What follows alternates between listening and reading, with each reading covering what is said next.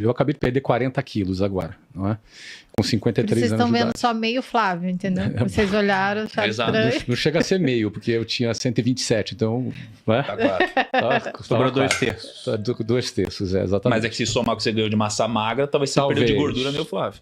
Pode ser. Então, cara... Aqui é interessante, né? Primeiro que, como ele disse, após os 50 anos, ele teve uma perda de peso de 40 quilos. Então, parabéns por esse mérito de ter perdido esse peso, porque como ele colocou aqui, ele fala sobre saúde de início, então parabéns por ter chegado nesse ponto, que era o seu objetivo. E olha que interessante, o Thiago Nigro traz uma informação aqui.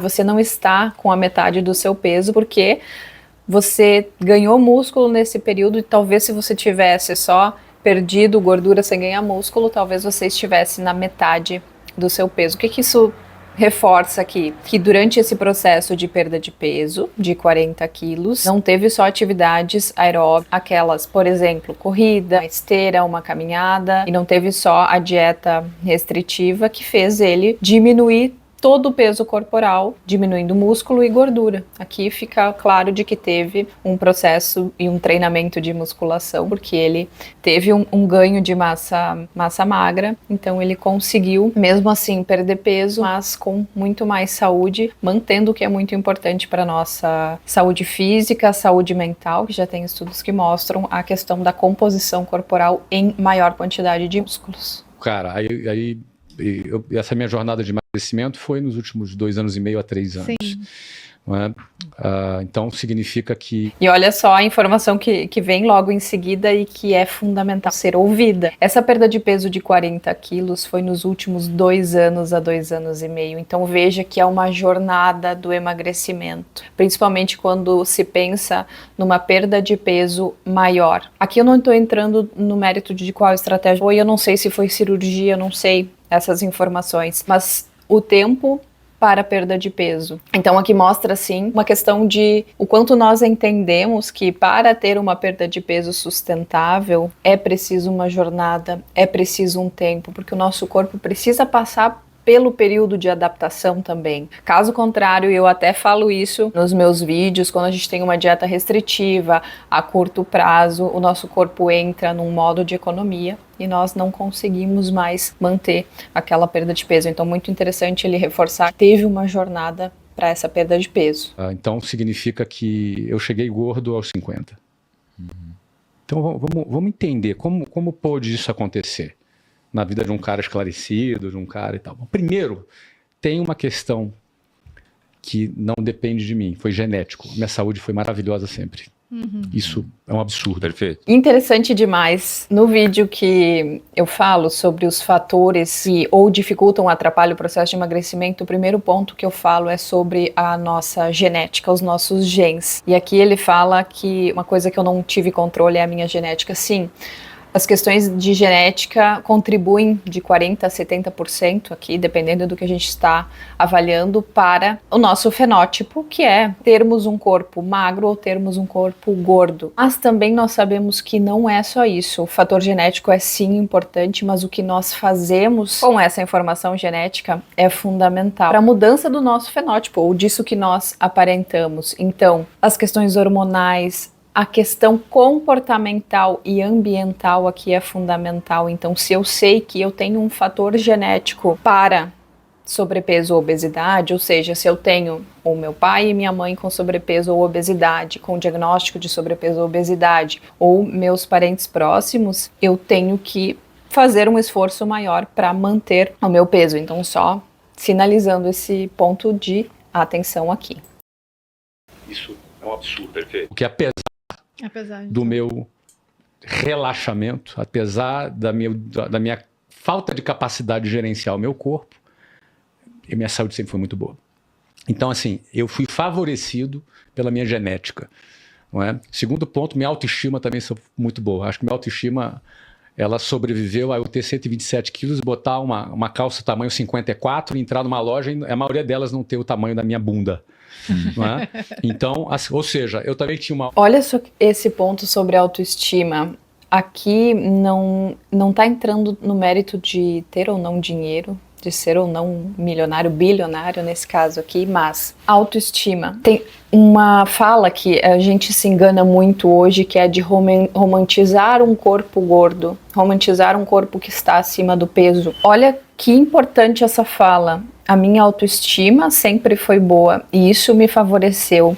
Isso significa que não é o romantizar a situação que eu estou, não é romantizar o corpo gordo ou a situação de saúde que eu estou. É querer mostrar que eu me amo o suficiente para sair dessa situação e procurar a mudança. Para sair dessa situação e conseguir me adaptar a uma nova rotina para chegar a determinado peso, para passar por essa jornada de emagrecimento. Então, sempre quando vocês ouvirem falar essa questão de eu penso que estão romantizando um corpo gordo e as pessoas só falam sobre aceitação. É fundamental entender isso. Sim, eu preciso me aceitar, eu preciso gostar do meu corpo. Eu posso não gostar do que eu vejo, querer a mudança, mas eu preciso me amar primeiramente, então ter essa autoestima para procurar melhorar aquilo que eu amo. E assim a gente aprende a amar no processo. Às vezes no início a gente não gosta tanto assim, a gente vai se descobrindo. E autoestima não é só fenótipo, não é só a nossa carcaça. Autoestima é valorizar os nossos momentos, é fazer atividades que a gente goste, que não envolvam só a alimentação. E aí por diante. Eu também tinha uma autoestima. Então a combinação de autoestima alta com saúde boa, eu acho que me acomodou. Agora, será que foi só isso? Pensa o seguinte, como é que alguém que gastava 4 horas e meia por dia no trânsito ia conseguir fazer 1 hora de academia? Porque essa era a minha realidade, não tinha como, cara. Eu saía às 5 horas da manhã, eu saía da minha casa às 5 horas da manhã para pegar um ônibus 5h15, eu andava 15 minutos para pegar um ônibus 5h15 para conseguir chegar às 7h45, 7h30 lá no trabalho, porque 8 horas em ponto não podia atrasar, tinha uma reunião. Então... Aqui, outro ponto, fator rotinas. Aqui, só para vocês entenderem, a ideia dessa fala, desse vídeo é falar sobre hábitos milionários, o que os ricos fazem para ter sucesso. Então eles querem desmistificar muito isso de que eu preciso ter a rotina perfeita, acordar às 5 da manhã, fazer banheira de gelo, comer determinado alimento, tomar determinado suplemento que vocês até podem imaginar qual é no início da manhã, ter a minha hora de treino, ter a minha meditação, ter o meu momento de leitura e, enfim, aonde se encaixa uma vida real de trabalho, de horas perdidas no trânsito. Então aqui é um reforço muito também para os profissionais. De novo, parece óbvio isso, mas eu preciso reforçar, olhem para a individualidade de quem vocês estão tratando, para não sair falando besteira do tipo, é só querer encaixar na rotina, é só querer, tem como. Então pensem bem numa situação de uma pessoa em total diferença socioeconômica aqui, passando pela mesma questão e vocês simplesmente prescrevendo ou dizendo, tem que fazer, se vira. Então é bem interessante eles reforçarem isso, de que para ter sucesso não tem essa fórmula mágica que parece que todo mundo faz. Então vamos continuar prestando atenção no que ele está falando. Para quem vem da periferia, que é o meu caso, cara, como é que eu vou fazer? Que horas eu ia fazer a minha banheira de gelo ali? 3 da manhã? Em realengo. Ia até bom, né? Mas assim, aí eu chegava que horas? Meu irmão, eu chegava em casa 11h30 da noite. Por quê? Porque se eu saísse 6, 7 horas da noite, eu levava 3 horas para chegar em casa. Então eu trabalhava até 9h30 da noite para ir embora, para chegar em casa às 11 horas, às vezes 11h30. Entendeu? E aí eu ia comer alguma coisa para dormir meio-dia para acordar 5 horas da manhã. Então, essa é a rotina de muita gente. Aí eu falo o seguinte, muita gente prega equilíbrio, né? Porque essa galera que fala, acorda cedo, vai fazer isso, é ter aquela vida equilibrada. Eu não acredito em equilíbrio. É tipo estabilidade. Para mim, estabilidade é equilíbrio. Porque a gente é pai, a gente é irmão, a gente é marido, a gente é amigo, a gente é chefe, a gente tem tantos papéis na nossa vida e tem só 24 horas. Então, a gente... Aqui entram vários comentários, né? Primeiro, o que ele falou por último aqui, o do todos temos as mesmas 24 horas, cai por terra totalmente com essa fala dele ao longo do tempo, é para entender que quando a gente fala em equilíbrio, a palavra equilíbrio ela vem sendo usada, e principalmente na nutrição, na área da saúde, como sendo a questão mais fácil. O importante é ter o equilíbrio. Mas para alcançar esse equilíbrio, aos moldes que nós estamos vendo hoje nas redes sociais, do que se divulga como esse equilíbrio é quase impossível, e isso faz as pessoas adoecerem. Essa falsa ideia de equilíbrio, de que eu só consigo ter o equilíbrio se eu consigo fazer todas essas atividades, se eu consigo ser uma pessoa perfeita, e eu consigo ter 8 horas de sono e meditar e comer bem e estar presente na família, ser uma boa pessoa no trabalho, ser feliz, ter meus hobbies, viajar e ainda assim enriquecer e faturar. Então essa falsa divulgação de equilíbrio é um grande perigo. Porque influenciadores que fazem mau uso disso, fazem isso a todo momento, e isso, de forma inconsciente, entra na cabeça das pessoas o tempo todo, e quem não está preparado para ouvir isso e ter um senso crítico para ouvir isso e trazer para a sua realidade, pode se cobrar mais, e vem todas as consequências de comparação na rede social, que isso é muito sério também. Sempre vai ter que optar por algo em detrimento de outra coisa. Num casal, o casal sempre vai estar. Qual é a nossa prioridade este ano? Porque alguma coisa será prioridade e outra deixará de ser prioridade. Em outras palavras, não existe equilíbrio. Quem? É exatamente isso. Não estou entrando aqui no mérito de existir ou não equilíbrio, mas isso que ele disse, eu preciso entender que em algum momento eu vou ter que doar mais energia para um ponto do que para outro. E entender que esse é o equilíbrio da minha vida. Não que tudo vai ficar... Por exemplo, eu tenho 3 grandes questões, vai ficar 33%, 33% e 33% não. É que entender que às vezes, para o meu ano, eu preciso dar todo o meu gás para finalizar um curso de graduação ou de pós-graduação, e nesse ano aqui eu não vou poder dar tanta atenção assim para minha família. Mas se eu tenho uma boa estrutura e eu comunico isso muito bem, eu consigo entender que não, agora é o momento de eu finalizar isso para poder dar atenção mais para outro espaço, eu consigo entender que esse é o equilíbrio, o ponto de equilíbrio da minha vida nesse momento. E assim por diante, eu posso pensar que quando eu estou num processo de perda de peso, eu preciso ter uma atenção maior para determinados momentos que podem dificultar esse processo, em detrimento a outros. Então tudo vai das nossas prioridades no momento, e saber jogar com isso é o grande segredo.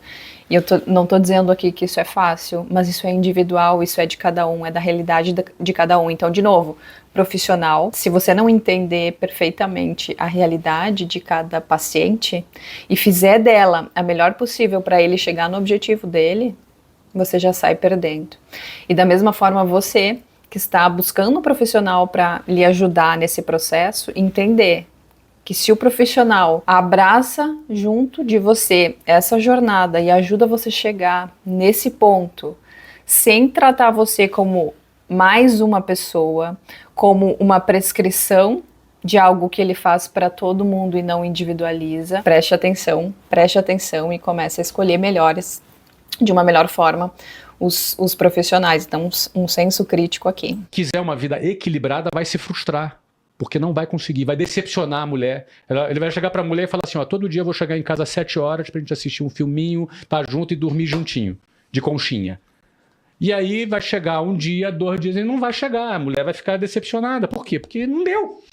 Teve um cliente, teve um problema no servidor, teve um caos, teve um problema.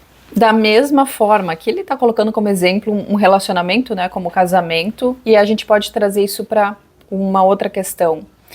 Eu estou no meu processo de perda de peso e aí teve um aniversário de uma amiga minha que eu gosto muito, de um familiar meu que eu gosto muito, e eu não vou conseguir seguir 100% aquela dieta, aquela mudança na alimentação.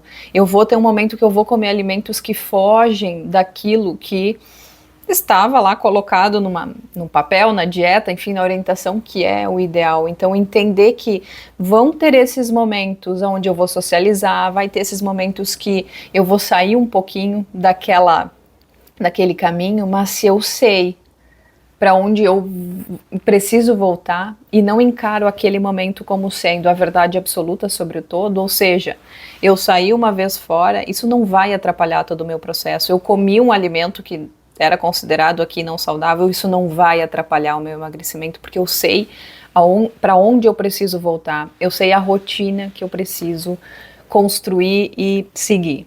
Para resolver. Então, ou seja, quem espera equilíbrio vai se decepcionar. O que eu acredito que existe é conciliação. Conciliação é um acordo.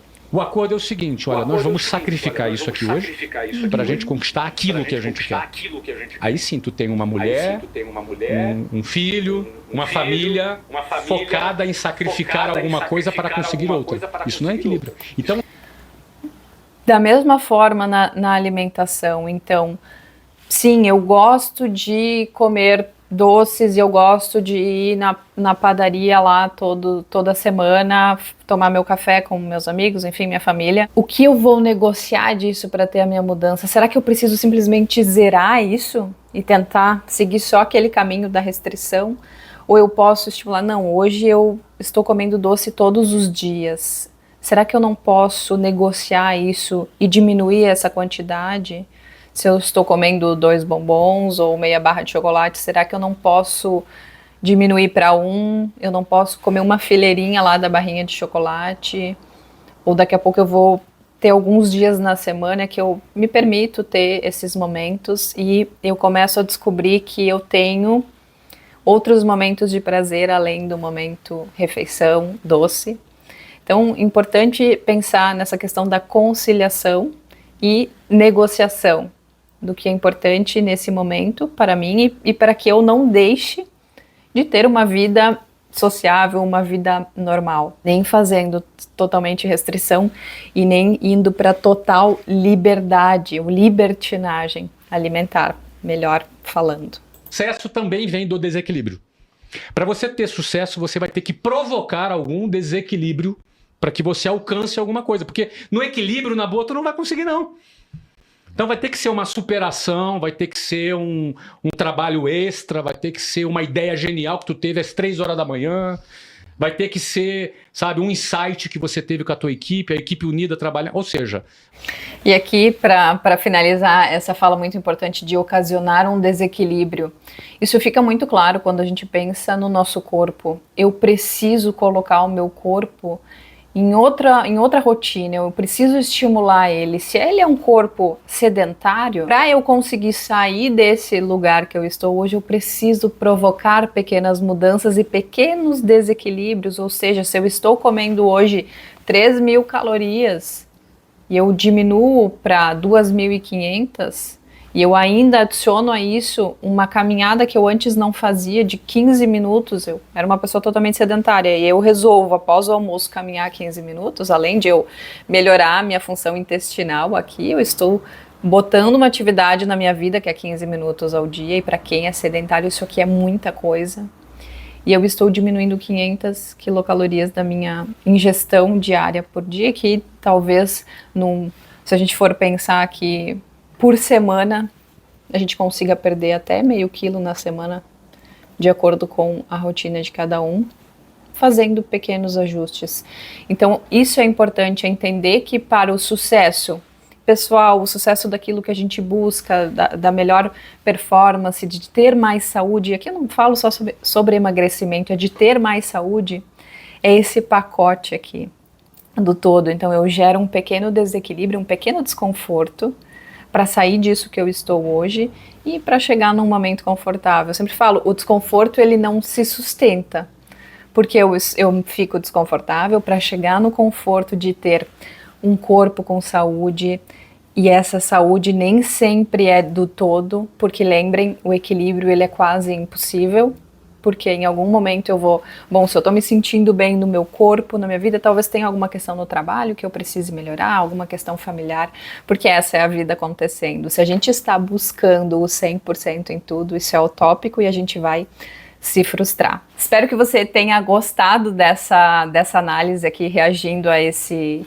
recorte, comentário específico, claro, para você entender o todo desse vídeo aqui, que eles desmistificam muito sobre os hábitos de pessoas que o que fizeram para ter sucesso.